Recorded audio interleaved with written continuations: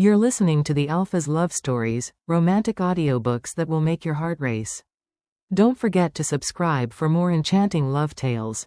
Chapter 1. The Shadow in the Hall of Kings. The Grand Hall of the Silvervale Kingdom was a symphony of power carved in stone and ambition. Moonlight streamed through the towering arched windows, painting silver stripes on the polished obsidian floor, a floor that had felt the tread of 1,000 royal bloodlines. The air itself was thick, heavy with the scent of rare perfumes and the unspoken weight of centuries of tradition. And at the very heart of this swirling vortex of power and expectation stood him. King Kaelen, the Iron Wolf. His title was not given lightly. He was a sovereign carved from granite and winter, a man whose very presence silenced rooms and whose legendary strength was the bedrock upon which our kingdom's safety rested. His wolf form was a creature of fable, a beast of shimmering silver fur and eyes that held the piercing, unforgiving light of the Arctic moon. He was feared, revered, and utterly, profoundly alone. For years, the moon goddess had whispered a promise to him, a promise of a mate, a Luna who would be his equal, his balance, the other half of his soul. But the years had bled into one another, his kingdom had flourished under his solitary rule, and that sacred bond had never stirred. That silence within him was a void no crown could ever fill. Tonight was the selection ceremony. A tradition as old as the mountains that cradled our kingdom. 100 women, each a jewel in the crown of our society, stood arrayed before him like a living tapestry of power and lineage. You could see it in their eyes, a burning mix of hope, calculation, and raw ambition. They were daughters of alphas, scions of legendary warriors, each bloodline a story of conquest and glory. They had been groomed for this moment from birth, taught to wield beauty and power as twin blades. And they were all here for one thing: to capture the heart of the lonely king, to become his Luna. Lady Seraphina of House Nightweaver moved with a predator's grace, her gown the color of deep twilight, her smile a sharp, beautiful weapon. She was the embodiment of political cunning, her family's influence a web that stretched across the kingdom. Then there was Lady Rhiannon, a warrior from the frost-bitten northern reaches. Battle scars traced elegant patterns on her arms, a testament to her strength, and her gaze was as sharp and cold as a steel blade. And Lady Isolde, the mystic, whose eyes swirled with colors that had no name, who was said to command magic that could bend the very fabric of reality. Her allure was a subtle, dangerous thing, a silent promise of power mere physical strength. They were all magnificent, and King Kaelen looked upon them, and his wolf was silent. His expression, a mask of regal indifference, betrayed nothing of the growing emptiness inside him. He felt like a ghost in his own hall, watching a play he was forced to star in. His gaze swept over each woman as she presented herself, each offering her bloodline, her strength, her loyalty. But there was no spark, no pull, nothing but the echoing silence in his soul. Lady Seraphina curtsied deeply, her voice like honeyed wine. "My king, I offer you the unbroken line of House Nightweaver, and my unwavering loyalty, to stand by your side." Kaelen gave a curt, almost imperceptible nod. It was a dismissal. Next, his voice echoed, flat and devoid of warmth, through the tense silence of the hall. It was in that moment, as the next woman stepped forward, that the impossible happened. The grand oak doors, twice the height of a man, groaned open. It was not a scheduled entrance. It was an intrusion. A sliver of cold night air sliced through the perfumed warmth of the hall. And every single head turned. The crowd parted, a silent, shifting sea of silk and suspicion. And I was the one who stepped through. I was not meant to be here. My name is Elara, and I was a ghost in this castle. An Omega. My place was in the kitchens, amidst the steam and the scent of baking bread, or in the silent libraries, dusting forgotten scrolls. My world was one of shadows and whispered orders. My dress was simple, coarse spun linen, frayed at the cuffs and hopelessly out of place amidst this ocean of silk and jewel-toned velvet. I kept my eyes downcast, my shoulders hunched, trying to make my 5'2" frame even smaller, to become invisible. I had only come to deliver a message to the Chamberlain, a task given to me when no one else was available. I had intended to slip in, deliver the scroll, and slip out, unseen and unheard. But fate had other, crueler plans. As I stood frozen in the doorway, the weight of 1,000 aristocratic eyes pressing down on me, I felt a pull. A physical, undeniable force that rooted me to the spot. My heart hammered against my ribs like a trapped bird. My gaze, against all my instincts, was dragged upward, across the sea of faces, straight to the dais. And I found myself locked in the stare of the king. His eyes, which had been so cold and distant moments before, were now blazing. They were no longer the color of winter ice, but of a storm-racked sky, swirling with shock, confusion, and something else, something raw and primal. The air crackled around us, the noise of the hall fading into a dull, distant roar. I could hear nothing but the frantic beating of my own heart. I could see nothing but him. He took a step forward. Then, another. The crowd fell into a dead, stunned silence. Whispers died before they were born. He moved as if in a trance, his powerful form cutting through the nobles who scrambled to get out of his way. He didn't look at Lady Seraphina, or Lady Rhiannon, or any of the other perfect, powerful women. His entire world had narrowed until it contained only me, the forgotten Omega, the shadow in the Hall of Kings. He stopped mere inches from me. I could feel the heat radiating from his body, smell the scent of pine and frost that clung to him. It was a scent that should have terrified me, but instead, it felt familiar. Like a song I had heard in a dream long ago. He was so close, so immense, blocking out everything else. I trembled, my knees threatening to buckle. This was a mistake. A terrible, catastrophic mistake. I wanted to run, to melt back into the shadows from which I came. But then he spoke. His voice was low, not the commanding boom he had used before, but a husky, awe-filled whisper that was meant for my ears alone, yet it carried in the absolute silence of the hall. You. The single word was a shockwave. It was not a question. It was a recognition, a revelation. My lips parted, but no sound came out. What could I possibly say? I am no one. I am Elara. I serve in the kitchens. He reached out, his movements slow, deliberate, as if approaching a skittish wild creature. His fingers, strong and calloused from wielding a sword, gently brushed a stray strand of hair from my face. His touch was like a brand, searingly hot against my cool skin. A jolt, like a bolt of lightning, shot through me. And in that moment, I felt it too. A connection, a thread of pure, undeniable energy tethering my soul to his. It was terrifying. It was impossible. He leaned closer, his stormy eyes searching mine, seeing past the fear, past the humble clothes, seeing something that I myself did not know existed. And then he spoke again, his voice gaining strength, filling the hall, a declaration that would shatter my world and reshape his forever. After all this time, waiting, searching, it's you. The gasp that rippled through the crowd was a collective sound of pure, unadulterated shock. I saw Lady Seraphina's face turn to stone, her beautiful eyes flashing with a venom I could feel from across the room. I saw the other women staring, their expressions a mixture of outrage and disbelief. But King Kaelen paid them no mind. His gaze was fixed on me, filled with a wonder that mirrored the chaos inside my own heart. He had found what he was looking for. And in doing so, he had thrown his entire kingdom, and my entire life, into a tempest from which there was no return. The shadow had been dragged into the light, and nothing would ever be the same again. Chapter 2. A Crown. Of whispers, the silence in the grand hall was not peaceful. It was a heavy, suffocating blanket, thick with shock and simmering outrage. I could feel the weight of their stares, hundreds of them, piercing through my simple dress, branding my skin. I was an exposed nerve, raw and trembling under the gaze of the entire Silvervale court. King Kaelen's hand, which had moments before touched my face with such startling reverence, now rested on my shoulder. It was not a harsh grip, but it was firm, possessive. It was an anchor in the storm of my panic, and the very source of the tempest all at once. This ceremony is concluded. His voice, once again the commanding boom of a king, shattered the fragile silence. It did not ask for approval. It declared a new reality. My Luna has been found. The word, Luna, echoed off the stone walls, seeming to grow louder with each repetition in the minds of the stunned audience. A Luna? Me? The word was so foreign, so impossibly grand, it felt like he was speaking in a language I couldn't understand.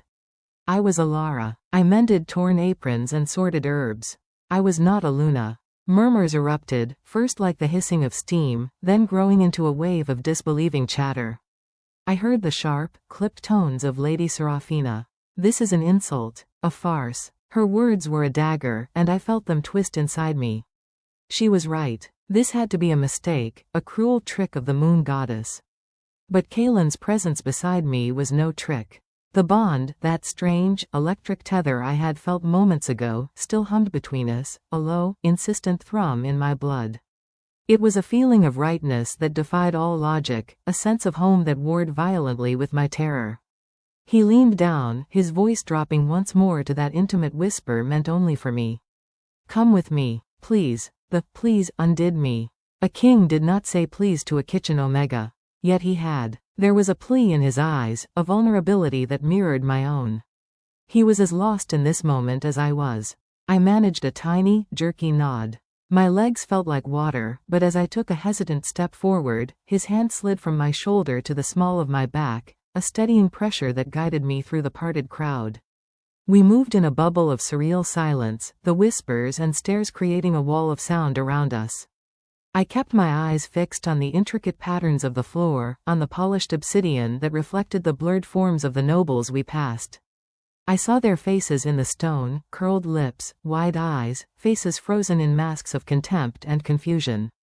We left the grand hall, the immense doors closing behind us with a final, resonant thud that felt like the ceiling of a tomb. The sudden quiet in the corridor was deafening. The air was cooler here, smelling of stone and old torque. Smoke. Kaelen did not stop. He led me through a maze of hallways, each more lavish than the last. Tapestries depicting great battles and legendary wolves lined the walls, their woven eyes seeming to follow my progress. I, who knew only the servants' passages and the dusty back halls, was walking the main thoroughfares of the castle, guided by the king himself. Finally, he stopped before a door of dark, carved wood. He pushed it open and gestured for me to enter. I stepped inside, and my breath caught. It was a sitting room, smaller than the hall but more beautiful than any place I had ever been. A fire crackled in a large hearth, its warm light dancing on plush velvet chairs and a thick, woven rug. The walls were lined with bookshelves, and the air smelled of cedar and dried lavender. This was not a servant's quarters. This was a room for royalty. Kaelen closed the door, and we were truly alone. The full weight of the situation crashed down on me. I wrapped my arms around myself, suddenly cold despite the fire's warmth. I could not look at him. Elara. I flinched at the sound of my name on his lips. How did he know my name? Look at me, he said softly, his voice gentle but unwavering. Slowly, I forced my gaze upward. He had moved to stand before the fire, its light casting his sharp features in golden shadow. He had removed his heavy ceremonial cloak, and he looked younger. The mask of the unapproachable king was gone, replaced by an expression of intense, bewildered focus. Why? The word was a broken whisper, the only one I could manage. Why me? Your Majesty, I am no one. I am an Omega. I serve in the kitchens. This is a mistake. He took a step toward me, then stopped, as if sensing that any sudden movement would send me fleeing. It is not a mistake. My wolf, it has been silent for years. Apathetic. The moment you walked into that hall, it howled. It recognized you. I recognized you. He placed a hand over his heart. The bond is here, Elara. I can feel it. Can you not? I could. Oh, I could. It was a strange, warm pressure in my own chest, a pull toward him that was as undeniable as gravity.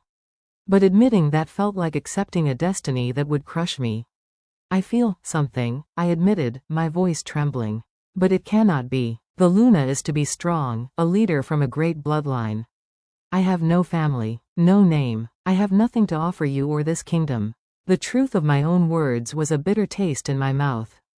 They will never accept me. You heard them. You saw their faces. A shadow crossed his face. I am the king. What I decree, the kingdom will accept. You cannot command their respect, I whispered, a sudden, surprising flash of insight striking me.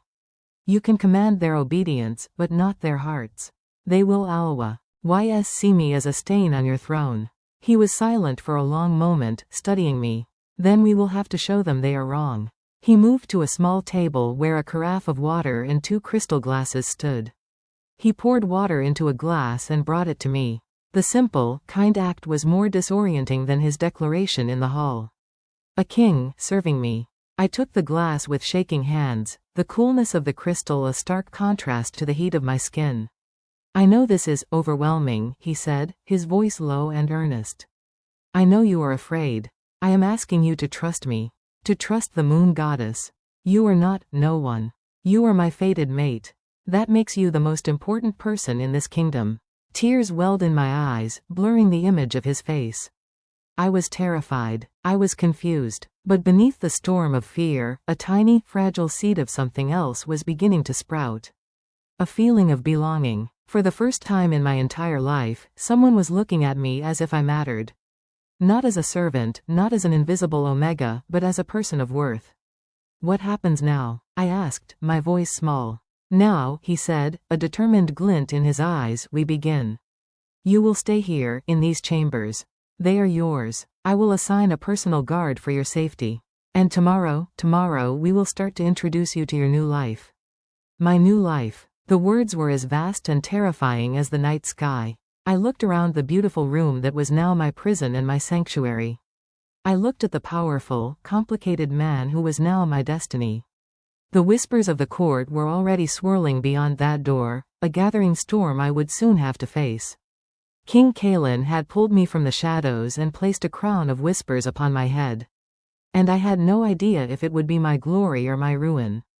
Chapter 3. The gilded cage. The first light of dawn painted the sky in shades of rose and gold, but it brought no comfort. I had not slept. I had spent the night perched on the edge of the plush velvet chair, staring into the dying embers of the fire, listening to the unfamiliar sounds of the castle.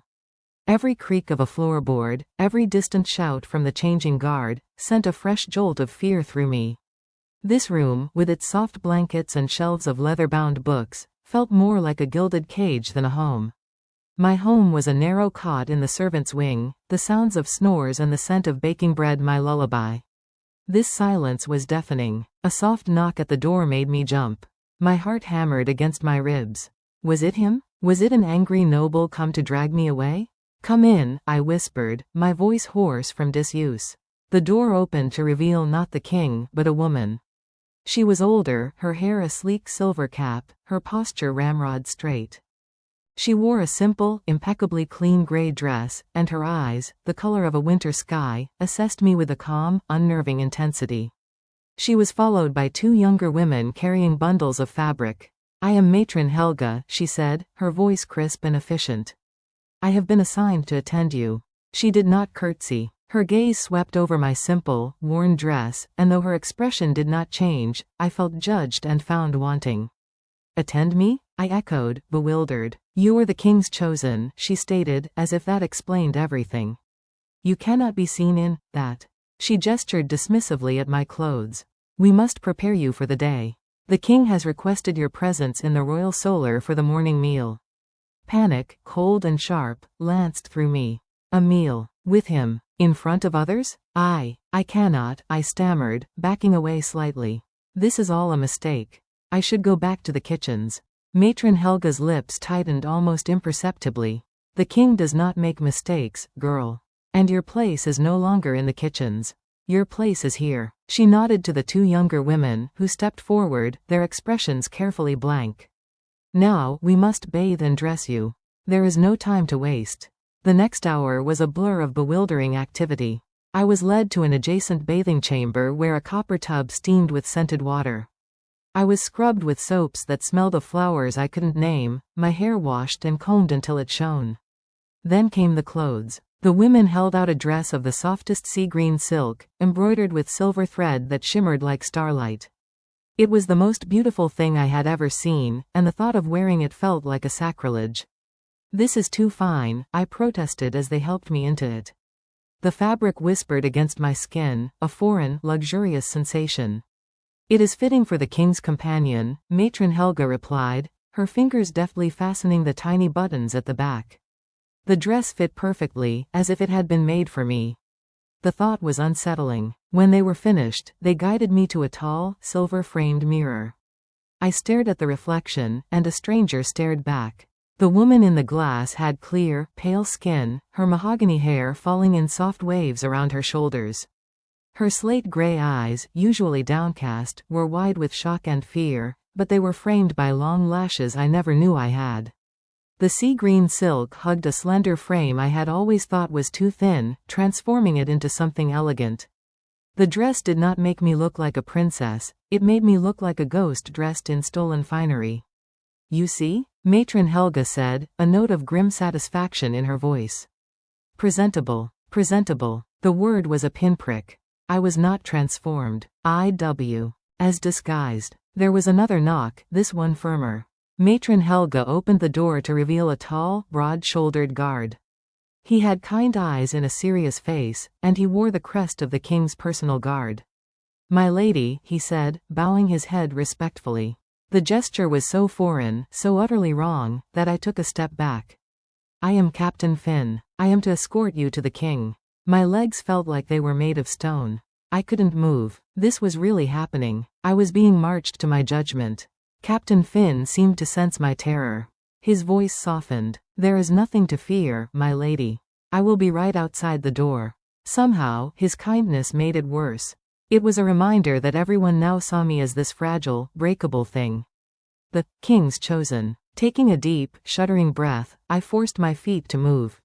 I walked out of the room, the silk of the dress rustling with every step, a sound that seemed to scream my unworthiness. The walk to the royal solar was an agony.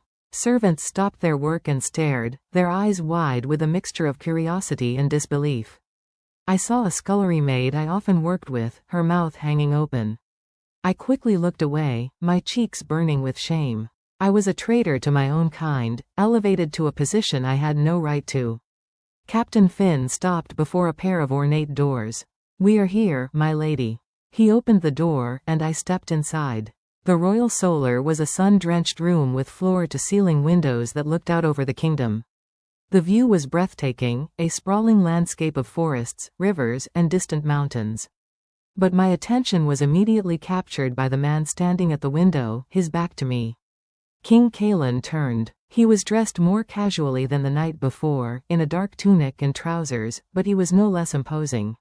His stormy eyes found mine, and for a moment, they warmed, a flicker of that same awe I had seen in the hall. The bond in my chest gave a responsive thrum, a traitorous warmth spreading through my veins. "Elara," he said, his voice a low rumble. "You look." He seemed to search for the right word. "Rested." It was a polite lie, and we both knew it. I felt like I had been pulled through a knothole backwards. He gestured to a small table set for two near the window. "Please, join me." I walked to the table on unsteady legs, my every movement feeling clumsy and rehearsed. I sat down, carefully arranging the unfamiliar silk of my dress. A servant immediately stepped forward and poured tea into a delicate porcelain cup. The aroma of bergamot and honey filled the air. Kaelen sat across from me, his gaze intense. "I trust your chambers are comfortable?" "They are, very grand, your majesty," I managed to say, staring at the intricate pattern on my plate. "Kaelen," he corrected gently. "When we are alone, you will call me Kaelen." I looked up, startled. Calling the king by his given name was unthinkable. I couldn't. "You must," he insisted, his tone leaving no room for argument. "The bond between us is one of equals. It begins with a name. Equals." The word was a mockery. There was no equality between a king and a kitchen maid. The silence stretched between us, thick and uncomfortable. He began to speak of his plans for the day, meetings with his council, a trade dispute with a neighboring pack. I listened, but the words washed over me. This was his world. A world of politics and power, of decisions that shaped the lives of thousands. My world was about ensuring the bread did not burn. He must have sensed my disconnect. He stopped mid-sentence and leaned forward. "Elara, look at me." Reluctantly, I met his gaze. "I know this is difficult. But you are not alone in this. I am here. We will face this together." "Face what?" I whispered, the question bursting forth before I could stop it. "The contempt of your court? The hatred of the women you rejected? My own incompetence? How can I possibly be what you need? What this kingdom needs?" His expression softened. "You are what I need simply by being who you are. The rest, we will learn. Together." He reached across the table, his fingers brushing against the back of my hand. The contact was electric. A jolt of that same primal recognition, a surge of warmth and rightness that momentarily silenced the storm of fear in my head. I flinched, pulling my hand back as if burned. His face fell, just for a fraction of a second, before the mask of the king slid back into place. The rejection hung in the air between us, a painful, unspoken truth. He could decree me his Luna, he could dress me in silk, but he could not force my heart to accept what my soul already had. The rest of the meal passed in a strained silence. I picked at the exquisite food, each bite tasting like ash. I was in a gilded cage, trapped by a destiny I never asked for, watched by a man I both feared and, in some deep, hidden part of myself, yearned for. And outside these sunlit windows, the whole kingdom was waiting, a wolf at the door, ready to tear the impostor apart. Chapter 4. The Council of Stone. The morning meal was a quiet, tense affair that left my stomach in knots. The moment the last dish was cleared, Kaelen rose, his expression shifting from that of the man who had asked for my trust to the unyielding king. "It is time," he said, his voice devoid of its earlier softness. "The council awaits." The word, council, struck a fresh chord of terror in my heart. These were the most powerful people in the kingdom, the ones who had witnessed my humiliation and the king's shocking declaration. Why were the architects of tradition, the guardians of bloodlines. And I was the flaw in their perfect design. Captain Finn was waiting outside the door, his face a mask of professional neutrality. As we walked, Kaelen did not offer me his arm. He walked a half-step ahead, a king leading his subject into battle. The bond between us felt like a taut wire, humming with his grim determination and my sheer, undiluted panic. The corridors seemed to grow darker, the air colder, as we approached the heart of the castle's power. We stopped before a pair of immense, iron-banded doors. 2 guards stood at attention, their armor gleaming dully in the torchlight. They opened the doors without a word, and the sound echoed like a thunderclap in the silence. The council chamber was a circular room, built of cold, gray stone. There were no tapestries here, no rugs to soften the harshness. A ring of tall, narrow windows let in slants of pale light, illuminating a massive round table of polished black oak. Seated around it were a dozen of the most intimidating figures I had ever seen. Their faces were etched with lines of authority and suspicion, their eyes, in every shade of wolf gold and steel gray, fixed on me the moment I crossed the threshold. The air was thick with the scent of old parchment, cold metal, and a palpable, hostile curiosity. Kaelen led me to 2 vacant chairs at the head of the table. He sat, and after a heart-stopping moment of hesitation, I lowered myself into the seat beside him. The wood was hard and unforgiving. I felt smaller than ever, a child playing dress-up at a table of giants. An older man with a neatly trimmed white beard and eyes like chips of flint was the first to speak. He did not look at me. His gaze was locked on Kaelen. "Your Majesty, we have received the news from last night's ceremony." His voice was dry and rasping, like stones grinding together. "The court is in an uproar. The selection of a Luna is a matter of state stability, not personal fancy." This was Lord Theron, the king's most senior advisor. I had heard his name whispered with reverence and fear in the kitchens. Kaelen's voice was calm, but it carried the weight of a coming storm. "It was not personal fancy, Theron. It was the will of the moon goddess. The bond has been forged. Elara is my fated mate." A ripple of discontent moved around the table. A woman with sharp features and hair the color of fire leaned forward. "Lady Lyra, from a powerful coastal pack. A bond with an Omega? It is unheard of in our history. The Luna must be a figure of strength, a symbol that unites the packs. How can an Omega, a girl from the kitchens, command the respect of alphas?" Her eyes flicked to me, and the scorn in them was a physical blow. "What strength does she possess?" I wanted to disappear, to sink through the cold stone floor. My hands were clenched in my lap, my knuckles white. I could feel the heat of their collective gaze, a furnace of judgment. "Strength is not always measured in battle prowess or the might of one's wolf, Lyra," Kaelen countered, his tone dangerously level. "There are other forms of strength. Resilience, patience, purity of heart." A younger, broad-shouldered alpha with a scar across his cheek barked a short, humorless laugh. Purity of heart does not stop a rival pack from crossing our borders, Your Majesty. It does not settle disputes between stubborn lords. We need a Luna who can stand as your equal, not a sheltered dove." The word, dove, was uttered with such derision it made me flinch.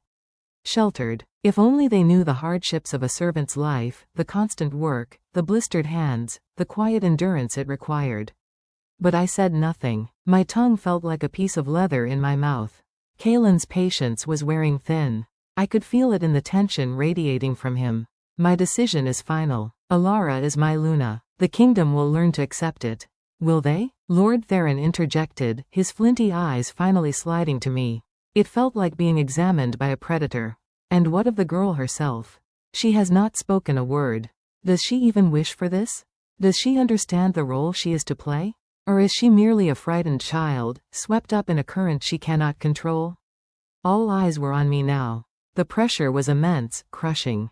Kaelen turned his head slightly, his gaze urging me to speak, to defend myself, to claim my place. But the words wouldn't come. My throat was sealed shut by fear. I could only sit there, a silent, trembling statue in a sea-green dress, confirming every one of their doubts. Lady Lyra smiled, a thin, cruel curve of her lips. "You see? She cannot even speak in her own defense. This is not a queen. This is a burden you are placing upon yourself, and upon this kingdom." The truth of her words was a knife in my heart. I was a burden. I was weakening his position, eroding the respect of his counsel right before my eyes. The bond in my chest, that warm, insistent thread, now felt like a chain, binding me to a fate that would destroy us both. Kaelen stood up abruptly, the legs of his chair scraping against the stone floor. The sound was shockingly loud. "Enough," he said, his voice low but vibrating with absolute authority. "This discussion is over. You will accord Elara the respect her position demands. That is a command from your king." He didn't wait for a response. He turned and walked toward the door, expecting me to follow. For a terrifying second, I was frozen, trapped in the council's stony, disapproving silence. Then, with a surge of effort, I pushed myself to my feet, my legs shaking so badly I could barely stand. I did not look at any of them. I kept my eyes fixed on Kaelen's retreating back and stumbled after him, fleeing the chamber of stone and its unforgiving lords. The heavy doors closed behind us, muting the rising tide of their voices. I leaned against the cold wall of the corridor, my breath coming in ragged gasps. I had failed. I had proven myself to be everything they said I was: weak, frightened, and utterly unfit to be a Luna. Kaelen stopped a few paces away, his back to me. His shoulders were tense. He did not speak for a long time. The silence between us was no longer one of shared wonder, but of a chasm beginning to form. He had fought for me in there, and I had given him nothing in return. I had been a void, a shadow. Finally, he spoke, his voice weary. "Captain Finn will see you back to your chambers." He walked away without another word, without looking back. And as I watched him go, escorted by my silent guard back to my gilded cage, I knew with a sinking certainty that the real battle had not been in that council chamber. The real battle was now within me. And I was losing. Chapter 5. The echo in the library. The days that followed the council meeting were a slow, agonizing drift. I became a ghost in the castle, a specter in silk. Kaelen was distant, consumed by the political fallout of his choice. Our paths crossed occasionally, usually at the silent, strained morning meal, but the man who had looked at me with awe was buried beneath the weight of his crown. The bond between us felt strained, a thin, frayed thread where once there had been a vibrant cord. His disappointment was a chill in the air I could not escape. Matron Helga continued her work with grim efficiency, transforming my exterior while my interior crumbled. I was dressed, coiffed, and presented, a living doll for a role I could not play. The whispers of the servants had grown bolder. I heard them now, snippets of conversation that slithered under my door. The Omega Queen. The King's Folly. She won't last the month. Captain Finn was a silent, steadfast shadow, his presence a constant reminder that I was both protected and imprisoned. The gilded cage was closing in on me. The beautiful sitting room felt like a prison cell. I could not bear the weight of the silks and the stairs any longer. One afternoon, a memory surfaced, a small, bright thing from my old life. The Royal Library. As a junior servant, I had sometimes been tasked with dusting the lower shelves. It was a place of quiet and peace, smelling of old paper and leather, a sanctuary forgotten by the rest of the court. Driven by a desperate need for a familiar shadow, I waited until Matron Helga was occupied. I slipped out of my chambers, ignoring the questioning look from Captain Finn, who fell into step behind me. I need to walk, I whispered, and he nodded, maintaining a respectful distance. I found my way through the labyrinthine halls, my heart pounding not from fear, but from a fragile hope. I pushed open the heavy, carved door of the library and stepped inside. The air was still and cool. Sunlight streamed through high, arched windows, illuminating dancing motes of dust. Towering shelves stretched up into the gloom, packed with more books than I could ever hope to count. The silence here was different from the silence of my rooms. This was a peaceful, ancient quiet, full of forgotten stories and accumulated knowledge. For the first time in days, I could breathe. I wandered through the aisles, my fingers trailing over the leather spines. I didn't dare pull any down, they felt too sacred. I simply absorbed the tranquility, the sense of being small and insignificant in the best possible way. Here, I was not the failed Luna. I was just Elara, a girl who loved the quiet. I found a secluded nook tucked between a bookshelf and a stained glass window depicting the moon goddess. A single, worn armchair sat there, facing the colored light. It felt like a secret. I sank into the chair, pulling my knees to my chest, and just watched the dust dance in the beams of ruby and sapphire light. For a blessed hour, the terror receded. The sound of the library door opening and closing made my heart lurch. Heavy, confident footsteps echoed on the polished floor. I shrank back into my nook, hoping to remain unseen. The footsteps came closer, pausing every so often as if searching for something. Then, they stopped at the end of my aisle. I held my breath. Elara? It was Kaelen's voice. It was not the cold, distant tone of the king, nor the weary one from the corridor. It was softer, touched with surprise. Reluctantly, I uncurled myself and stood, peering around the bookshelf. He was standing there, out of his formal robes, dressed in a simple dark tunic. In his hand, he held a small, ancient-looking book bound in faded blue leather. I needed some air, I said, my voice barely a whisper. He didn't scold me for leaving my chambers. He didn't mention the council or the court. He just looked at the nook, at the chair, at the patch of colored light on the floor. This was my mother's favorite spot, he said quietly, a note of nostalgia in his voice I had never heard before. She said it was the only place in the castle where the walls didn't have ears. The revelation shocked me. I knew the late queen had been a renowned scholar, but I had never connected that history to this quiet corner. It's peaceful, I managed to say. He stepped closer, his gaze intent on me. You come here for the silence. It wasn't a question. I nodded, looking down at my hands. I do too, he admitted. The confession was so unexpected my eyes snapped back to his. He gave a small, wry smile. A king is never truly alone. Except here. He looked at the book in his hand. This was hers. A history of the constellations. I was looking for it. He wasn't just here by chance. He had come here, to this secret place, for the same reason I had. To escape. He didn't try to come closer. He just stood there, a few feet away, the shared silence between us no longer strained, but comfortable. For the first time, we were not King and Omega, not a ruler and his problematic mate.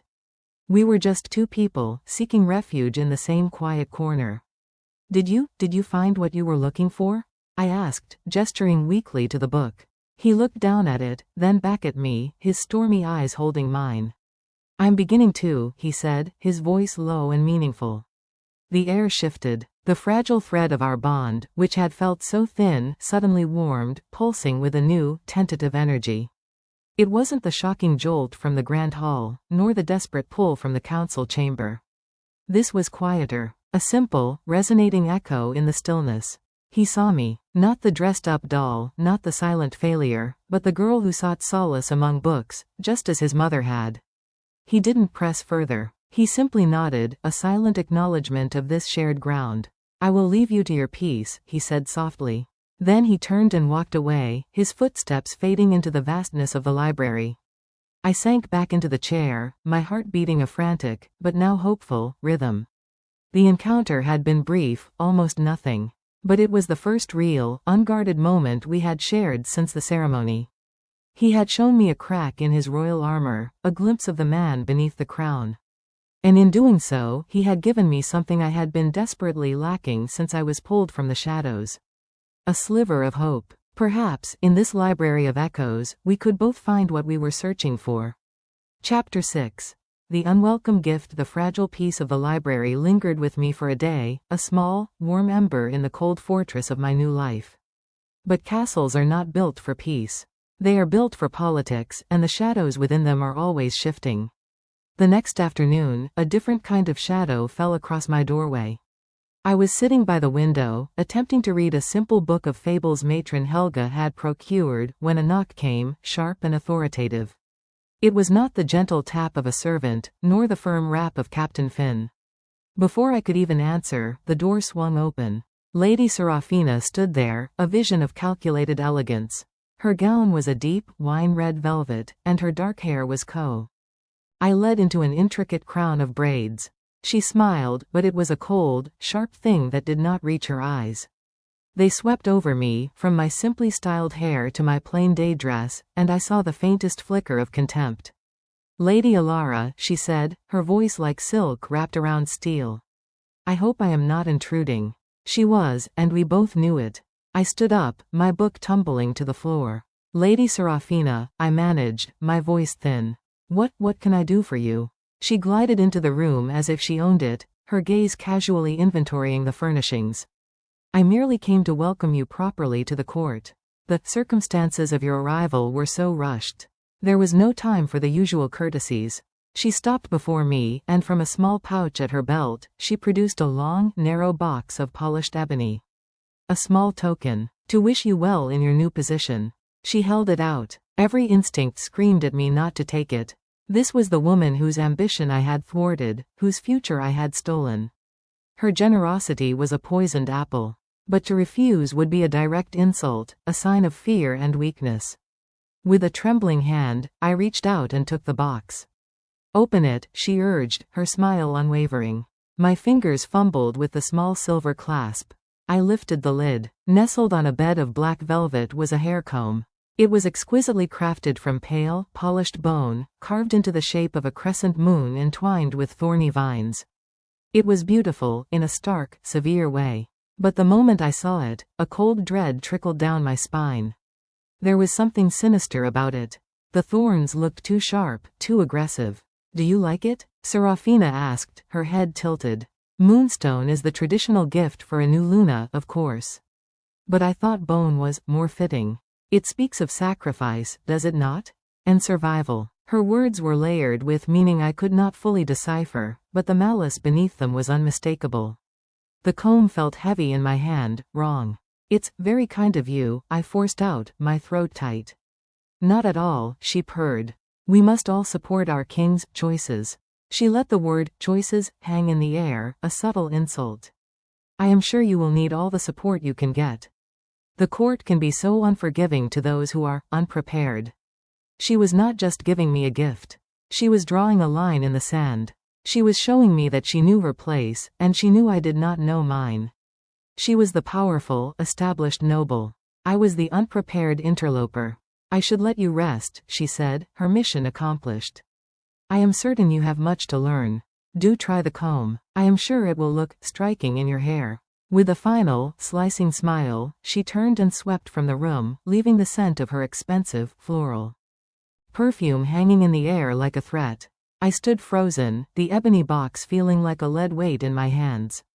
I looked down at the bone comb. In the sunlight, I could now see that the thorns were carved with such precision they looked like they could draw blood. Sacrifice and survival. Was it a warning? A prediction? I couldn't keep it. The thought of that cold, thorny bone touching my skin made me feel ill. I snapped the box shut and hurried to my dressing table, shoving it into the very back of a drawer, behind my few new belongings. I wanted to forget it existed. But I couldn't. Serafina's visit had shattered the brief calm I had found. The library felt like a distant dream. This was my reality now.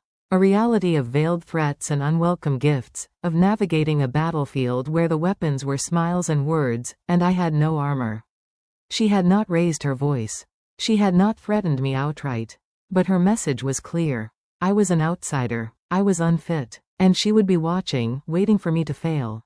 The gilded cage no longer felt like just a prison. It felt like a hunting ground, and I was the prey, now aware of the first predator who had openly stalked into my den. The comb hidden in the drawer felt like a ticking clock, counting down to some unknown, inevitable disaster. Chapter 7. The First Lesson. The memory of the bone comb was a cold stone in my stomach, but life in the castle, with its relentless routine, waited for no one's fear. The morning after Serafina's visit, Matron Helga arrived with a new, grim purpose in her eyes. "Today, you begin your instruction," she announced, her tone brooking no argument. "You cannot remain ignorant of the world you are now meant to lead." My heart sank. Instruction. It sounded so formal, so daunting. I was to be a student in a subject I had never wished to study. She led me not to the council chamber, but to a smaller, sunlit study lined with maps and genealogical charts. Waiting for us was a man I had never seen before. He was ancient, his back stooped, his hands gnarled like the roots of an old tree, but his eyes were a piercing, intelligent blue. "This is Master Alaric," Helga said. "He was the royal tutor to King Kaelen's grandfather. He has agreed to educate you in the history and governance of Silvervale." Master Alaric did not bow. He simply looked at me over the rims of his spectacles, his gaze assessing. "Sit, child," he said, his voice a dry rustle of parchment. I sat, folding my hands in my lap, feeling like a little girl again. He began not with kings and battles, but with the land itself. He spoke of the whispering woods, the lifeblood of our kingdom, and the sacred pact the first wolves had made with the ancient trees.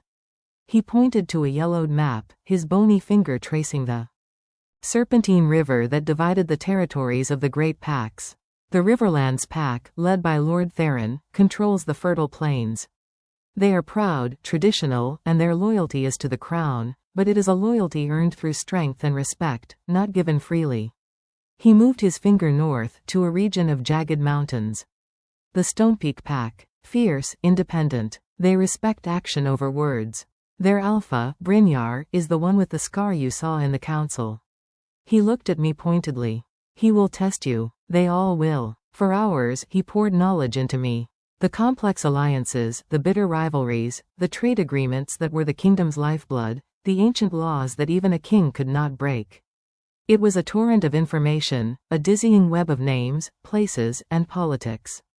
I listened, my head spinning, trying to commit it all to memory. This was the world Kaelen navigated every day. The weight of it was immense. Master Alaric was a harsh teacher. He demanded answers, his sharp questions leaving me flustered and stammering. "Which pack provides the royal guard?" he would snap. I racked my brain, the names a jumble. The Stonepeak pack? "Wrong," he said, tapping his cane on the floor. "The Nightweavers. Lady Serafina's kin. Remember that. Alliances are not just words on a map. They are the guards at your door." The mention of Serafina's name sent a fresh chill through me. Her family controlled the king's personal safety.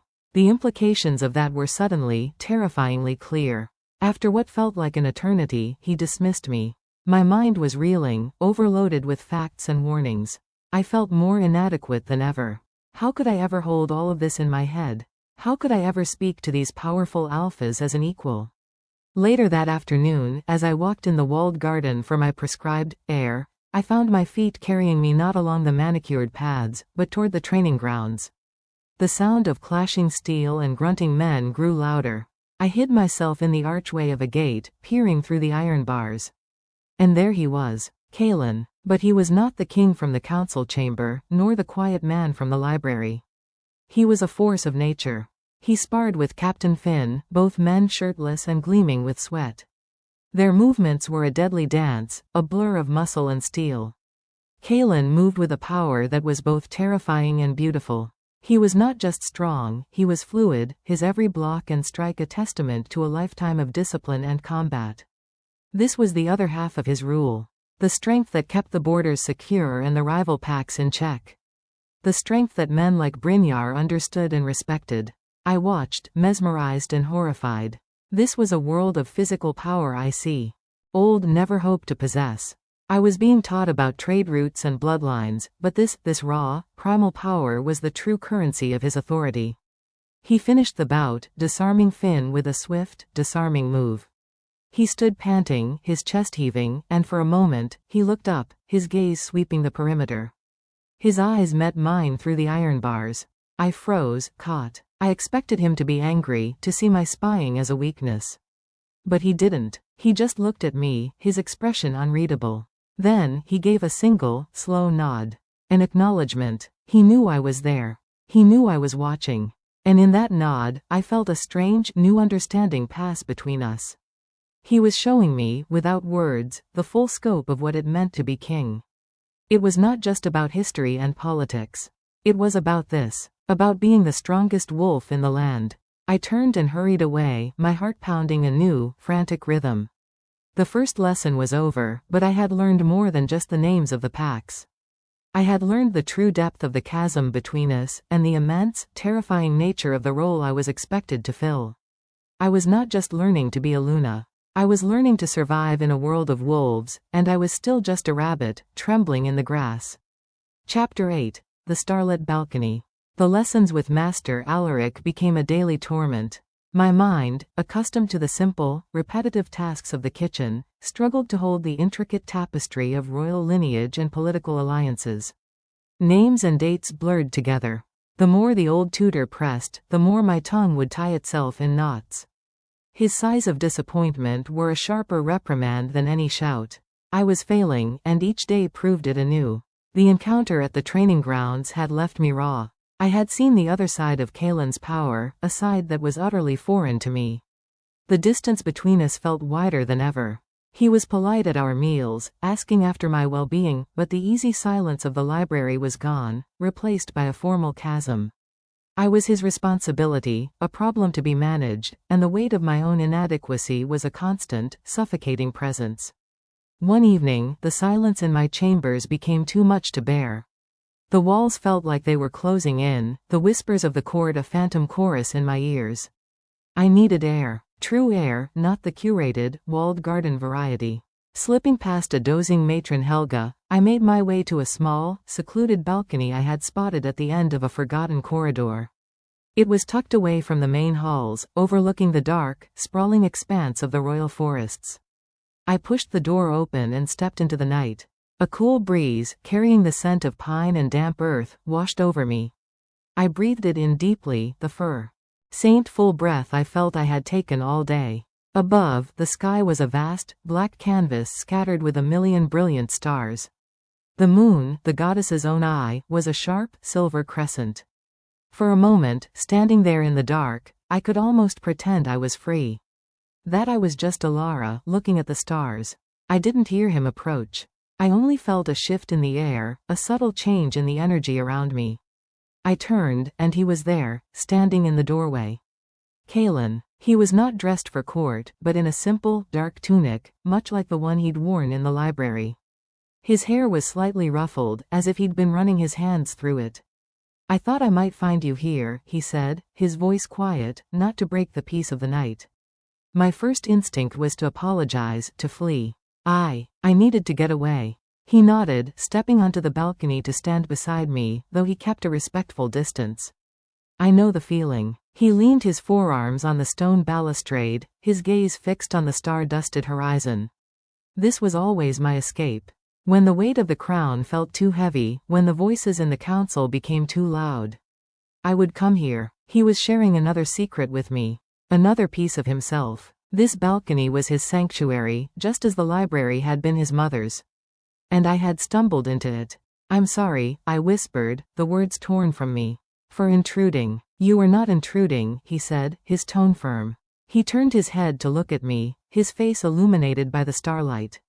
It softened his features, making him look younger, more approachable.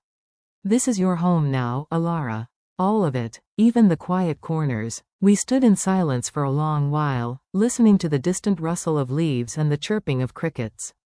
The tension that usually hummed between us was gone, replaced by a strange, calm stillness. The bond in my chest, which had felt like a cold, tight knot, began to loosen, warming gently in the shared quiet. Master Alaric tells me you are struggling, he said eventually, his voice gentle. A fresh wave of shame washed over me. I looked down at my hands, clenched on the cold stone. I am. It's all so much. The names, the histories. I feel like I'm drowning in it. I'm not smart enough for this. I'll never be what they need. Look at me, he said softly. I forced myself to meet his gaze. The storm in his eyes was calm tonight, a quiet sea under the stars. You are not supposed to know everything yet, he said. You have had these responsibilities for a matter of days. I was raised with them from the cradle. It is an unfair comparison. He paused, choosing his words carefully. Do not try to memorize the entire map at once, Elara. Start with one river, learn its currents, then move to the next. His advice was so simple, so practical. It wasn't a reprimand. It was guidance. I saw you, I blurted out, the memory of the training grounds surfacing. Sparring with Captain Finn. You were? I've never seen anything like that. That kind of strength. I don't have that. I will never have that. A faint smile touched his lips. And I have never had to endure the daily grind of a servant's life, the patience it requires, the quiet resilience to wake up every day and do a job that is never thanked. That is a different kind of strength, Elara. One I have come to admire a great deal. He looked back at the stars. A kingdom cannot be ruled by the sword alone. It also needs a steady hand to till the soil. You have that steady hand. You just don't know it yet. His words settled over me, warm and heavy, like a blanket on a cold night. He wasn't just placating me. He meant it. He saw something in me that I was blind to. Under the vast, indifferent stars, with the night breeze on my skin, the impossible wall between the king and the Omega seemed to crumble, just a little. We were just two souls, standing together in the dark, finding a moment of peace. And for the first time, the future did not seem like a terrifying abyss, but a path I might, one day, be able to walk. Chapter 9. The Poisoned Well. The fragile understanding forged on the starlit balcony lasted for 3 days. For 3 days, the castle seemed a little less hostile. Master Alaric's lessons did not become easier, but the old tutor's sighs were slightly less frequent. Kaelen's gaze at our morning meals held a new, thoughtful quality. He began to ask me small questions, not about politics, but about my thoughts. What did I think of the new rose cultivars in the garden? Did I prefer the ballads of the northern bards or the southern ones? They were tiny, inconsequential things, but they made me feel seen. They made me feel like my mind, not just my unexpected bond, had value. It was a delicate, budding thing, this newfound confidence. And like all delicate things in a court of wolves, it was destined to be crushed.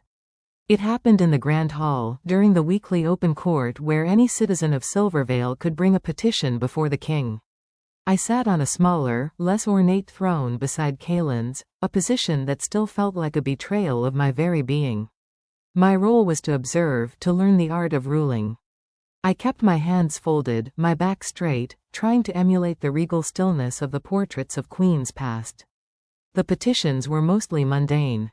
A dispute over land boundaries, a request for aid after a flash flood, a complaint about the price of grain. Kaelen listened to each with patience and a sharp intellect, his judgments firm and fair. I watched him, marveling at the ease with which he commanded the room. This was his element. Then, a man stepped forward. He was dressed in the rough-spun wool of a farmer, his face weathered by sun and wind. He bowed low, his hands trembling. "Your Majesty," he began, his voice rough with nerves. "I am Alton, from Oakhaven Village, on the edge of the Whispering Woods. I come to you about the water." Kaelen leaned forward slightly. "Speak, Alton. What troubles your water?" "The stream, Your Majesty, the one that feeds our village well, it has turned foul. It started a fortnight ago. The water smells of rot, and those who drink it fall ill with a fever that will not break. My youngest daughter, she..."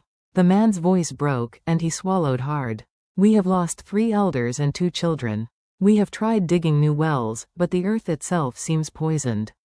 A grim silence fell over the hall. Sickness from a poisoned water source was a terror every village understood. Kaelen's expression was grave. "This is a dark business. Have you found the source of this pollution?" The farmer shook his head, despair etched on his face. We have searched, Your Majesty. But the woods are deep, and the stream runs for miles. We are simple farmers. We do not know the ways of such things. We are dying. We beg for your help. My heart ached for the man. The raw pain in his voice was a stark reminder of the real, human cost of the decisions made in this hall. I found myself leaning forward, my own fears forgotten in the face of his. It was then that Lord Theron, who had been standing silently to the side, cleared his throat. A tragic affair, to be sure. His dry, rasping voice cut through the tension. He turned his flinty eyes not to the king, but to me. Perhaps this is a matter best suited for our new Luna. The air in the hall went still. Every eye swiveled from the grieving farmer to me. I felt the blood drain from my face. The moon goddess, in her wisdom, has blessed our king with a mate, Theron continued, his tone deceptively smooth. It is said a true Luna possesses a deep, innate connection to the land, a purity of spirit that can sense corruption, that can heal what is broken. A gift beyond mere political strength. He gave a thin, cold smile. What better way for our kingdom to witness the divine nature of this bond than for our Luna to cleanse the poisoned well of Oakhaven? The trap was so beautifully, so cruelly laid. He was using the very mystery of our bond, the thing that made me an outsider, as a weapon. He was not asking me to lead a committee or recite a history. He was asking for a miracle.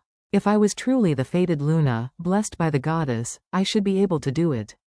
If I could not, it proved I was a fraud, a simple girl with no special qualities at all. I felt Kaelen stiffen beside me. Lord Thair. On, he said, his voice a low warning. The Luna is still in her training. This is a matter for my trackers and healers. Of course, Your Majesty, Theron said, bowing his head with false deference. But would it not be a powerful symbol? For the Luna to take a personal interest in the plight of her people? To use her unique gifts? He looked at me again, his gaze challenging. What say you, my lady? Will you help this man and his village? All sound faded away. The farmer, Alton, was now looking at me with a desperate, burgeoning hope. He saw not a failed Omega, but a potential savior. The entire court was waiting, a hungry audience awaiting my performance. I could feel Kaelen's fury, a hot, protective wave beside me, but he could not speak for me. Not in this. My mouth was dry as dust. I had no gifts. I had no connection to the land. I was a kitchen maid. I wanted to scream, to run, to confess my utter inadequacy to this poor, hopeful man. But as I looked into his desperate eyes, something shifted inside me.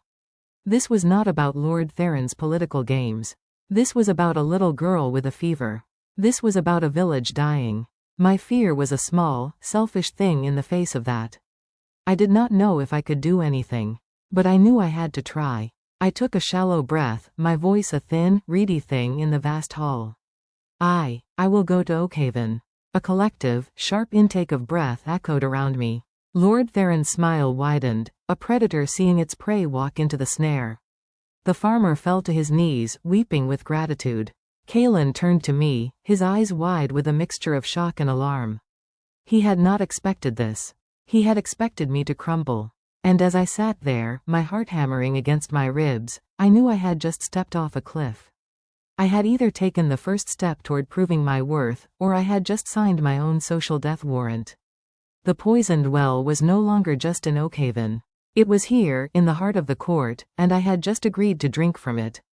Chapter 10. Into the Whispering Woods. The decision, once spoken aloud, became an unstoppable force. The castle erupted into a frenzy of activity, but it was a frenzy that moved around me like I was a stone in a river. Kaelen was a storm of quiet, contained fury. The moment the open court concluded, he took my arm and guided me, not to my chambers, but to his private study. The door clicked shut with a sound of finality. Elara, he said, his voice low and strained. What were you thinking? Theron laid a trap, and you walked directly into it. I was thinking of the little girl, I replied, my own voice surprisingly steady. I was thinking of the village that is dying. Was I supposed to do nothing? You were supposed to let me handle it. He shot back, running and threw his hair in frustration. I would have sent my best trackers, my most skilled healers. They would have found the source of the poison. Now the entire kingdom expects a miracle from you. What happens when you cannot produce one? He looked at me, his stormy eyes filled with a fear I had never seen in them before. It wasn't fear for his political standing, but for me. The disappointment will be a weapon they will use to break you. Then I will have to find a way not to be broken, I whispered, more to myself than to him. He saw the resolve in my eyes, a resolve I did not even know I possessed. His shoulders slumped in defeat.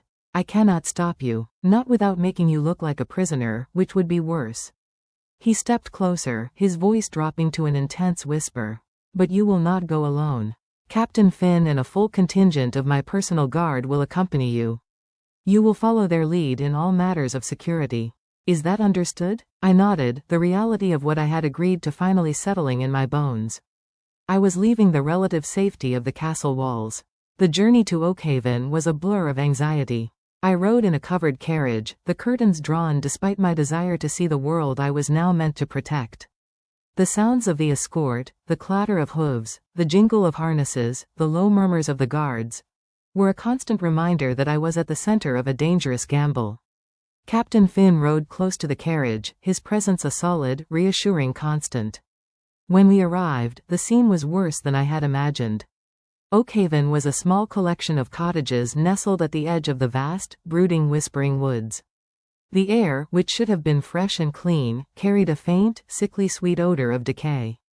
The villagers gathered, their faces pale and drawn, their eyes hollow with grief and fear. When they saw me, they did not see a savior. They saw a last, desperate hope. The weight of their expectation was a physical pressure on my chest. The head woman, an elderly beta named Maeve, led me to the stream. The water was cloudy, with a faint, iridescent sheen. The rotten smell was stronger here. It comes from deep within the woods, Maeve said, her voice trembling. We dare not go far. The woods are different now. The animals are gone. The very air feels wrong. Captain Finn and his guards fanned out, their hands on their sword hilts, their senses alert. We will follow the stream, my lady, Finn said. But at the first sign of danger, we turn back. I nodded, my throat too tight to speak. We entered the tree line, and the world changed. The light grew dim, filtered through a dense canopy of ancient oaks and ironwoods. The cheerful chirping of birds was absent. The only sound was the gurgle of the pole. UTED stream and the crunch of our footsteps on the fallen leaves. The woods were living up to their name, but the whispers I felt were not of magic, but of sickness. We walked for what felt like hours, the guards tense and watchful. The further we went, the more the forest deteriorated. Leaves were spotted with black mold, and the trunks of some trees were weeping a dark, viscous sap. The sense of wrongness was a creeping dread up my spine. I had no gift, no divine sense. I was just a girl walking deeper into a poisoned wood, with no idea what she was looking for. Just as Captain Finn was about to give the order to turn back, I saw it. A break in the trees ahead. We pushed forward into a small, hidden clearing. And there, in the center, was the source of the blight. It was a plant, but unlike any I had ever seen. It was a sickly, phosphorescent white, with thick, pulsing vines that choked the base of the trees and ran directly into the stream. The water around it bubbled faintly, and the air was thick with the nauseating smell of rot. At the center of the plant was a large, bulbous pod that seemed to throb with a faint, malevolent light. By the goddess, one of the guards whispered, making a warding sign with his hand. This was no natural decay. This was something else, something dark and unnatural. Captain Finn drew his sword. Stand back, my lady. We will burn it out. As the guards moved forward with torches, a deep, guttural growl echoed through the clearing. From the shadows of the trees, a massive wolf emerged. But it was wrong. Its fur was matted and patchy, its eyes glowed with a sickly green light, and drool dripped from its bared fangs. It moved with a jerky, unnatural gait, driven by a mindless rage. The blight had not just poisoned the land, it had corrupted the creatures within it. The wolf lunged. Chaos erupted. Swords clashed, snarls filled the air. I stood frozen, watching the nightmare unfold. This was beyond me. This was a fight I could not win with quiet resilience. I was useless. In the confusion, my foot caught on a root, and I stumbled backward, falling hard near the bank of the stream. My hand landed in the cold, polluted water. And in that moment, a searing, white-hot pain shot up my arm. It was not the pain of a wound. It was a wave of pure sensation, a torrent of the forest's agony. I felt the choking of the vines, the fever of the corrupted wolf, the deep, weeping wound in the earth itself. It was a symphony of suffering, and it was screaming directly into my soul. I gasped, wrenching my hand back, but the connection remained. The bond I felt was not to Kaelen, but to the land. And the land was dying. I had not been brought here to perform a miracle. I had been brought here to listen. And what I heard was a cry for help. Real work was only just beginning. Chapter 11. The Screaming Silence. The world snapped back into focus with a jarring suddenness. The searing pain in my arm was gone, but the echo of the forest's agony remained, a phantom scream lodged in my soul. I was on my knees, gasping, my wet hand clutched to my chest. The battle raged just feet away. Captain Finn and his guards were a whirlwind of steel and determination, holding the corrupted wolf at bay, but it was a frenzied, desperate fight. The creature felt no pain, no fear. It was a weapon of pure malice. And I understood. The plant, the blight, it wasn't just a physical poison. It was a corruption of spirit, a sickness that twisted life into something hateful and destructive. Burning it might cleanse the water, but it would do nothing to heal the wound in the land itself. It would be like cutting off a fevered hand without treating the disease coursing through the body. I pushed myself to my feet, my legs shaking but my mind suddenly, terrifyingly clear. The guards were forming a wall between me and the beast, their torches held high. Captain Finn. My voice cut through the snarls and the clash of steel, sharper and more commanding than I had ever heard it.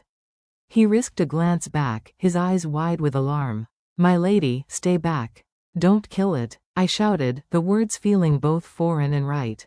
"It's sick. The land is sick. You have to hold it, contain it." For a heartbeat, I saw the conflict in his eyes. His training, his instinct, screamed to eliminate the threat. But he had his orders from the king to protect me, and now I was giving him a new command. He gave a sharp, guttural order. "Pincers, restrain it, do not strike to kill." The guards shifted their tactics instantly. They became a moving net, using the flats of their blades and the weight of their bodies to herd the enraged wolf, to tire it, to force it into a corner of the clearing. It was far more dangerous, but they were the king's finest. They moved with a brutal, coordinated grace. This was my chance. While they occupied the corrupted beast, I turned my attention to the source. The pulsing, sickly white plant seemed to sense my focus. The vines twitched, and the central pod throbbed with a faster, more frantic rhythm. The nauseating smell intensified, a wave of psychic despair meant to drive me back. But I had already felt its true pain. The despair was a shield. I took a step forward, then another, ignoring the roiling in my stomach. I did not know what I was doing. I had no magic, no power. I was just Elara, but I had listened, and now I had to answer. I knelt before the blighted plant, the damp earth soaking through the knees of my dress. I closed my eyes, blocking out the sounds of the struggle behind me.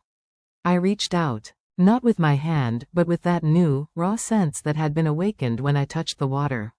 I pushed past the screaming silence, past the layer of corrosive hatred, and sought the core of what was there.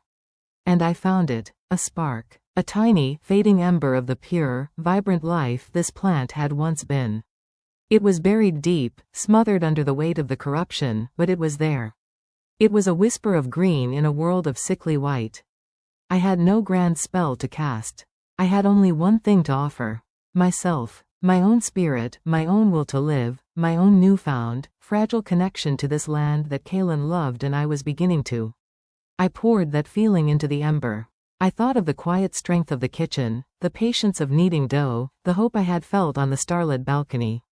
I thought of Kaelen's belief in me, a belief I still did not understand but clung to with everything I had. I imagined these things not as a weapon to destroy the blight, but as water to nourish the dying spark within it.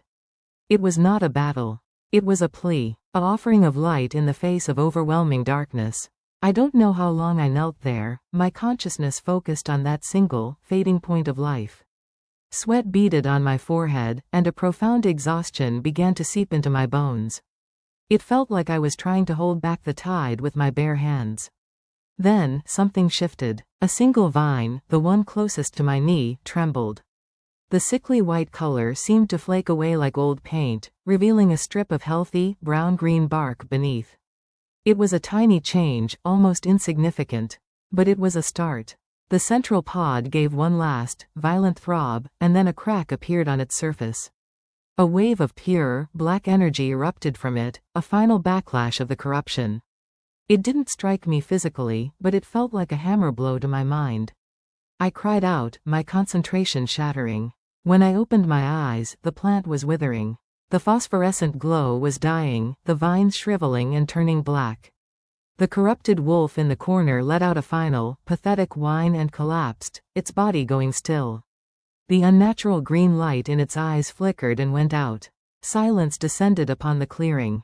A true, deep silence, broken only by the heavy panting of the guards and the clean, natural gurgle of the stream as it began to wash the filth away. Captain Finn rushed to my side, his face etched with concern.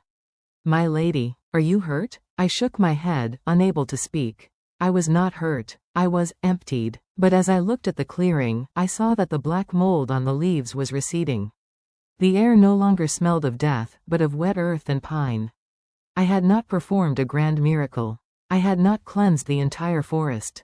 But I had healed one small, one heart. And in doing so, I had saved a village. As the guards helped me to my feet, a single, pure white flower pushed its way up through the soil where the blighted plant had been. It was a small, fragile thing, but it was a promise. The land was healing. And I, the Omega from the kitchens, had been its instrument. The silence was no longer screaming. It was peaceful. And for the first time, I felt I truly belonged to it. Chapter 12. The Return of the Shadow. The journey back to the castle was a silent, solemn procession. The frantic energy of our departure was gone, replaced by a heavy, weary quiet. I sat in the carriage, my body trembling with a deep, soul-level exhaustion. My hand, the one that had touched the water, felt strangely cold, a lingering phantom chill from the blight's touch. But my mind was ablaze, replaying the events in the clearing over and over. The searing pain, the wolf's corrupted snarl, the desperate push of my own spirit against the darkness, and finally, the fragile white flower blooming from the ashes of despair. I had done it, not through strength of arms or political cunning, but through something else entirely. A connection I never knew I possessed. The realization was as terrifying as it was empowering. When we passed through the castle gates, the atmosphere was electric with anticipation. News of our return had flown ahead of us. The courtyard was filled with courtiers and servants, their faces a mixture of curiosity, skepticism, and, in a few cases, open hostility. They had expected a spectacle. They had expected either a triumphant miracle worker or a humiliated failure. They did not expect the pale, weary woman who stepped unsteadily from the carriage, her fine dress stained with mud and her eyes shadowed with fatigue. Captain Finn stood protectively at my side, his presence a solid wall against the pressing crowd. "Make way for the Luna," he commanded, his voice cutting through the murmur. The crowd parted, and there, at the top of the grand staircase, stood Kaelen. He was every inch the king, his expression unreadable, but I saw the flicker of relief in his eyes the moment he saw me, whole and unharmed. His gaze swept over me, taking in my disheveled state, and his jaw tightened. I began to climb the stairs, my legs feeling like lead. Each step was an effort. The whispers swirled around me like a toxic fog. "Look at her, she can barely stand. Probably just stood by and watched the guards do the work. See? No different than she left." I kept my eyes fixed on Kaelen, using him as my anchor. As I reached the top, he did not extend his hand, but he took a half step forward, his presence a shield. "Welcome back, Elara," he said, his voice low and meant only for me. The use of my name, here, in front of everyone, was a deliberate act of intimacy, a declaration of solidarity. Before I could respond, Lord Theron materialized from the crowd, his face a mask of polite inquiry. "My lady, the court, and indeed the entire kingdom, is eager for your report. Were you able to cleanse the blight? Is the water of Oakhaven pure once more?" This was the moment. The trap he had set was now ready to be sprung. All eyes were on me. I could feel the hope of the few and the schadenfreude of the many. I saw Lady Seraphina standing slightly behind Theron, a faint, cruel smile playing on her lips. I took a shallow breath, my voice trembling but clear. The source of the corruption has been destroyed. The water, it will cleanse itself in time. The village is safe. A ripple of surprise went through the crowd. It was not the resounding victory they had been primed for, but it was not a failure either. Lord Theron's eyes narrowed slightly. Destroyed? By your hand, my lady? Or by the king's guard? The implication was clear. He was giving me one last chance to admit my own inadequacy, to credit the real warriors.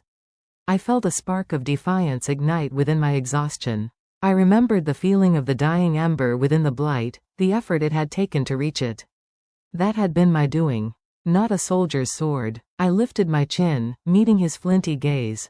The guards contained the physical threat, I said, my voice growing stronger. A corrupted beast, driven mad by the poison. But the blight itself, it was not a simple plant.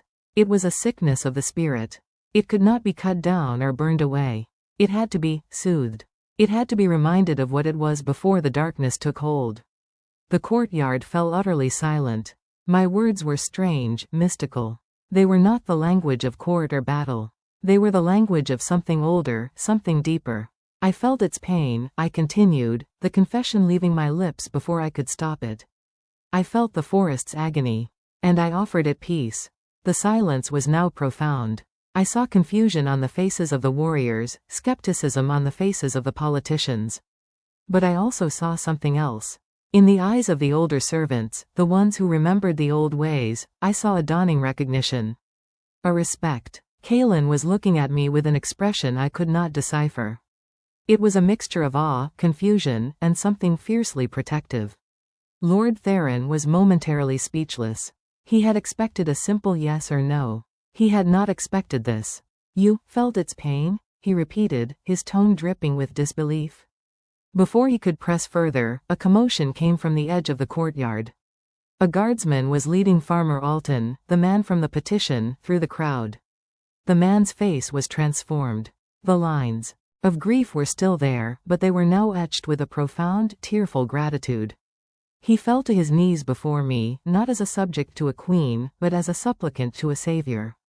My lady, he wept, his voice cracking. The fever, it broke. My daughter woke up this morning. She asked for bread. The water, the smell is gone. You saved her. You saved us all. His raw, unscripted testimony was more powerful than any political speech. It was the truth, spoken from a heart that had been given back its future. The spell was broken. The whispers that started now were different. They were whispers of wonder, of speculation. I looked down at the weeping man, my own eyes filling with tears. I am glad your daughter is well, I whispered. When I looked up, I saw that Lady Seraphina's smile had vanished, replaced by a cold, calculating stillness. Lord Theron's face was an unreadable mask, but I saw the frustration in the tight line of his mouth. Kaelen finally moved. He stepped forward and placed a hand on my shoulder. The contact sent a warm, steadying pulse through the bond, a silent message of unwavering support. The Luna has spoken, he announced, his voice ringing with finality across the courtyard. The land has been healed. Let there be no more doubt. Her connection to Silvervale is true, and her place at my side is the will of the moon goddess herself. He turned and guided me away from the crowd, away from the staring eyes and the swirling rumors. I had returned to the castle not as the shadow I had been, but as something new. Something they did not understand. I had faced the poisoned well and returned with a truth that was more powerful than any of their political games. The shadow had a voice now. And it had spoken of peace, and in doing so, had declared a war far more subtle and dangerous than any I could have imagined. Chapter 13. The Weight of a Crown. The days that followed my return from Oakhaven were a strange and unsettling inversion of my first weeks in the castle. The open contempt was largely gone, replaced by a wary, watchful silence. Servants who had once whispered as I passed now bowed their heads, their eyes wide with a mixture of fear and reverence. I was no longer just the king's unfortunate choice, I was the woman who had spoken to the blight and quieted it. I had become a mystery, and in a world built on known quantities like bloodline and battle prowess, a mystery was a dangerous and powerful thing. The change was most evident in my lessons with Master Alaric. The old tutor no longer sighed with disappointment. Instead, he watched me with a sharp, unnerving intensity, as if trying to decipher a complex new text. He began to ask different questions. "You spoke of feeling the forest's pain," he said one afternoon, his voice a dry rustle in the quiet study. "Describe it." I hesitated, the memory still raw. It was a scream. But not a sound. A feeling. A deep, tearing agony in the land itself. The plant, the corrupted wolf, they were just symptoms. The sickness was everywhere. He leaned back, steepling his fingers. The old tales, the ones from before the great packs were united, speak of such things. They speak of omegas who were not weak, but who were attuned. Receptive to the soul of the world in a way alphas, in their fierce strength, could never be. He fixed his piercing blue eyes on me. It was said they could heal a wounded spirit, or calm a raging heart. They were the kingdom's balance. His words settled over me, heavy with implication. He was offering me a history, a context for what I had done. But it felt like he was also handing me a new set of chains. Now, I was not just failing to learn politics. I was failing to live up to an ancient, forgotten legend. Kaelen, too, was different. The quiet understanding from the balcony was still there, but it was now layered with a new, fierce protectiveness. He watched me constantly, his gaze following me during our meals, his presence a near constant in my chambers during the evenings. He was trying to shield me, but his protectiveness felt like another kind of cage. "The court is unsettled," he told me one evening as we sat by the fire. "What you did, it has shaken them. They don't know how to deal with a power they cannot define or control." "Are you unsettled?" I asked quietly, staring into the flames. He was silent for a long moment. "I am in awe," he said finally, his voice low. "And I am terrified. Theron and his allies will not let this rest. They will look for another way to test you, to break you. Your strength is a threat to their entire understanding of the world." His fear was a cold splash of reality. My small act of compassion in the woods had not won me acceptance, it had merely changed the battlefield. I had traded the threat of blatant contempt for the more dangerous threat of being seen as a political and spiritual rival. The pressure began to mount in small, insidious ways. A delegation of merchants from a southern trade route requested an audience with me, specifically, to bless their upcoming journey. A young, lovelorn guardsman was caught leaving a hand-carved token at my chamber door, begging for a charm to win his beloved's heart. I was being cast as a seer, a mystic, a talisman. I tried to refuse. "I cannot bless your journey," I told the merchants, my voice trembling. "I am no priestess." "But, my lady," their spokesman insisted, his face pleading. "Your connection to the goddess is plain for all to see. A word from you would ensure the winds favor our sails." I had to have Captain Finn Gen. Tly but firmly escort them away. The guardsman was reassigned to a distant outpost.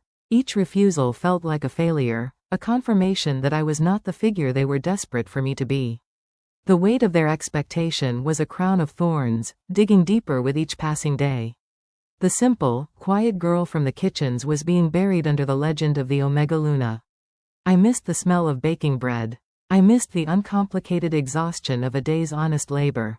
I missed the silence of being no one. One night, unable to sleep, I slipped away to the library. But even here, my sanctuary felt different. The silence was no longer just peaceful, it felt expectant, as if the ancient books themselves were waiting for me to perform another miracle. I stood in the aisle, feeling the weight of all those unread stories, all that accumulated knowledge, and I felt more ignorant and alone than ever before. I had faced a physical corruption in the woods and found a strength I didn't know I had. But here, in the heart of the castle, I was facing a different kind of corruption, the corruption of expectation, the twisting of a simple act into a grand narrative I was forced to inhabit. The crown Kaelen had placed on my head was not made of gold and jewels, but of the hopes, fears, and ambitions of every soul in Silvervale. And its weight was threatening to crush the very person I was supposed to be. I had healed the land, but I was slowly breaking under the burden of its gratitude. Chapter 14, The Howling Night. The tension in the castle was a gathering storm, thick and electric. You could feel it in the two quiet halls, in the hurried steps of the servants, in the way the nobles' conversations would abruptly cease when I entered a room. My act in the Whispering Woods had not brought peace, It had drawn a line, forcing everyone to choose a side. I was a symbol, either of divine blessing or of dangerous upheaval, and there was no middle ground.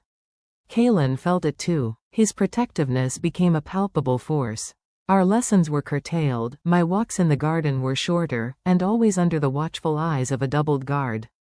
He was a king preparing for a siege, and I was the fortress he was determined to protect, even if it meant walling me in completely. The bond between us thrummed with his constant, simmering anxiety, a counterpoint to my own growing claustrophobia. The storm broke on a night when the wind howled like a bereft spirit around the castle towers. I was in my chambers, trying to read, but the words swam before my eyes. The air felt charged, pressing in on me. Suddenly, the bond in my chest twisted, not with Kaelen's worry, but with a sharp, sudden spike of alarm. Then, a wave of pure, unadulterated fury. I shot to my feet, my book tumbling to the floor. Something was wrong. Terribly wrong. Before I could even call for Captain Finn, the door to my chambers burst open. It was not him. It was Kaelen. But he was not the controlled, regal king.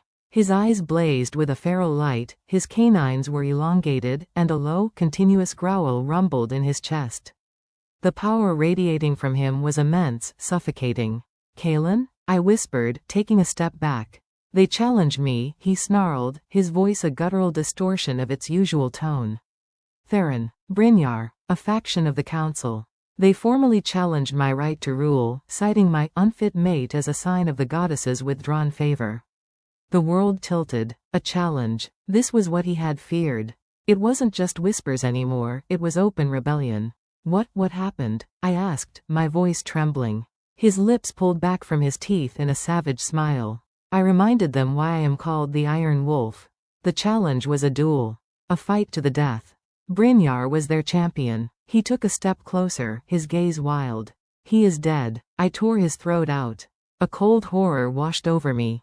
Brynjar, the fierce alpha from the Stonepeak pack. The one with the scar. He was dead. Killed by my mate. Because of me. The political fallout would be catastrophic. The Stonepeak pack would demand blood vengeance. Kaelen, please, I said, holding my hands out, a placating gesture I might use on a feral dog. You need to calm down. Your wolf, it's too close to the surface. He let out a harsh laugh. Calm? How can I be calm when they seek to take you from me? When they look at you and see a weakness to be exploited? He was in front of me in 2 long strides, his hands gripping my arms, not hard enough to hurt, but with a possessiveness that was terrifying. They will never understand. You are not my weakness. You are my strength. The only thing that has kept my wolf from surrendering to the darkness all these years was the hope of you. His words were a confession ripped from a deep, wounded place. But the way he was looking at me, it wasn't with the tenderness from the balcony or the awe after Oakhaven. This was a primal, obsessive claim. His wolf had taken control, and it saw me as its prize, its anchor in a world of enemies. I will burn this kingdom to the ground before I let them have you, he vowed, his face inches from mine, his breath hot on my skin. I will paint these stones with the blood of every lord who dared to question you. They will learn what it means to threaten what is mine. This was not protection. This was possession. This was the beast that lived inside the king, unleashed and raging. The man I was beginning to trust was buried beneath the fury of his wolf. The bond between us was a torrent of his rage and my terror, a feedback loop that was pushing him further over the edge. I knew, with a sudden, chilling clarity, that I was the only one who could stop this. I could not fight him. I could not reason with the wolf. But I had to reach the man. Ignoring the primal fear screaming in every fiber of my being, I stopped trying to pull away. I went utterly still. I closed my eyes, blocking out the terrifying visage of the enraged alpha before me. I reached inward, to the same quiet place I had found in the poisoned clearing. I focused not on his fury, but on the ember of the man I knew was trapped within it. The man who loved his kingdom. The man who sought peace in the library. The man who had looked at me with wonder. I poured every ounce of that memory, every shred of the connection we had built, down the bond that linked us. I did not push against his rage. I soothed it. I offered it the same peace I had offered the blight. It was a desperate, silent plea. Remember who you are, I sent the thought, not with words, but with feeling. Remember the king who serves his people. Remember the man who stands with me under the stars. This is not the way. I am here. I am safe. Come back to me. For a long, heart-stopping moment, nothing happened. His grip on my arms remained tight, his growl a constant vibration in the air. Then, I felt a shift. A hesitation. The torrent of fury lessened by a degree. I opened my eyes. The feral light in his was receding, replaced by a dawning horror. He looked at his hands on my arms, at my pale, terrified face, and he stumbled back as if burned. Elara, he choked out, his voice his own again, ragged with shame and self-loathing. I could have hurt you. He collapsed to his knees before me, his head bowed, his broad shoulders shaking. The mighty king, brought low by the beast within and the grace of the mate he had terrified. I stood over him, my own body trembling, the echoes of his rage and my fear still coursing through me. The howling wind outside was nothing compared to the storm that had just raged in this room. The challenge was over, but a new, more intimate battle had just begun. I had faced the poisoned woods and the scorn of the court. But tonight, I had faced the darkness in my own mate's soul, and I had not looked away. The path ahead was darker and more dangerous than I had ever imagined. Chapter 15. The First Light of Dawn. He knelt on the floor for a long time, his breathing a ragged, broken thing in the silent room. The storm of his wolf had passed, leaving devastation in its wake. I did not move to comfort him. I could not. The memory of his feral grip, the heat of his rage, was still seared into my skin. The bond between us felt bruised, a tender, aching wound. Finally, he lifted his head. The king was gone. The fearsome alpha was gone. What remained was a man hollowed out by shame. His eyes, when they met mine, were shattered. I have never lost control like that, he whispered, his voice raw. Not since I was a boy. The thought of them using you, targeting you, it unleashed something in me I have spent a lifetime chaining down. He looked at his hands as if they belonged to a stranger. I became the very monster they accuse me of being. The truth of his words hung between us. He had, in his desperation to protect what was his, he had become a threat to me himself. The realization was a chasm that threatened to swallow us both. I found my voice, though it was thin and reedy. They challenged you because of me. Brynjar is dead because of me. No, he said, the word sharp, final. He pushed himself to his feet, though he kept his distance, giving me space. They challenged me because they are power-hungry and traditional, and they saw an opportunity. They used you as their excuse, but the ambition was always theirs. Do not ever blame yourself for the evil in the hearts of others. He ran a hand over his face, the weariness etched deep into his features. But my reaction, that is on me. My failure. My darkness. He looked at me, his gaze pleading for an understanding I wasn't sure I could give. When you reached for me, when you calmed the storm inside me, no one has ever been able to do that. My own parents, my beta, no one. He took a tentative step forward. You were right. In the council, in the woods, here tonight. Strength is not always a sword. Sometimes, it is the courage to offer peace to a raging beast. Your strength did not just save Oakhaven, Elara. It saved me. It saved this kingdom from a tyrant king. His confession was a balm and a burden. He was not just acknowledging my worth, he was placing the weight of his own soul in my hands. The responsibility was terrifying. What happens now? I asked, the question that had defined my life in the castle. With the Stonepeak Pack? With the council? Now, he said, his voice regaining a sliver of its steady authority, I rule. Not from a place of fear, but from a place of truth. Brynjar died in a lawful, if brutal, duel. The challenge was answered. The Stonepeak Pack will be angry, but they are not fools. They will not wage a war they cannot win, especially not against a king who has just proven his strength beyond any doubt. A grim shadow crossed his face. And the council, they have seen the consequences of their ambition. They will think twice before testing me again. But more importantly, they have seen you. They saw you stand before my rage and not flinch. They will not see a weak Omega anymore. They will see a Luna who can command the respect of her king's wolf. He was right. The dynamics of the entire court had shifted tonight. The challenge had been a brutal, bloody crucible, and we had both been forged in its fire. I looked at him, truly looked at him. Not as the untouchable king, nor as the terrifying beast, but as the complicated, tormented man I was bound to. A man who carried the weight of a kingdom and the darkness of a powerful wolf, who had been desperately lonely until I stumbled into his hall. A man who, despite his power, needed my quiet strength as much as I needed his fierce protection.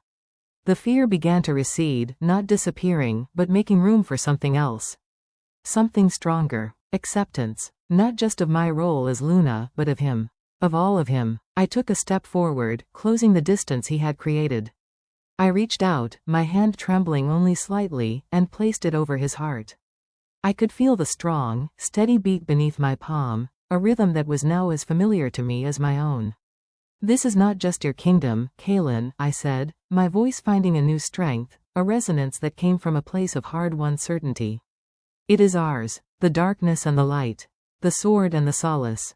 We will lead it together." His hand came up to cover mine, his grip warm and sure. The bond between us, once frayed and aching, surged back to life, not as a shocking jolt, but as a deep, steady, unbreakable current. It was no longer just a pull of fate, it was a choice. A partnership. He didn't kiss me. He didn't sweep me into a dramatic embrace. He simply rested his forehead against mine, a gesture of profound intimacy and equal standing. We stood there, in the quiet aftermath of the storm, two halves of a whole finally aligned. Outside, the howling wind had quieted. The first faint hints of dawn painted the sky a soft, pearlescent gray. The long, dark night was over. He lifted his head, his stormy eyes clear for the first time since I had known him. There was peace there, and hope. "Come," he said softly, taking my hand. "The dawn is breaking. Our kingdom awaits." Together, we walked to the balcony and looked out as the sun crested the distant mountains, bathing Silvervale in a wash of golden light. The shadows of the night retreated, and the world was new. I was no longer Elara, the kitchen omega. I was no longer the frightened imposter in a silk dress. I was the Luna of Silvervale, mate to the Iron Wolf, a woman who had found her voice and her strength.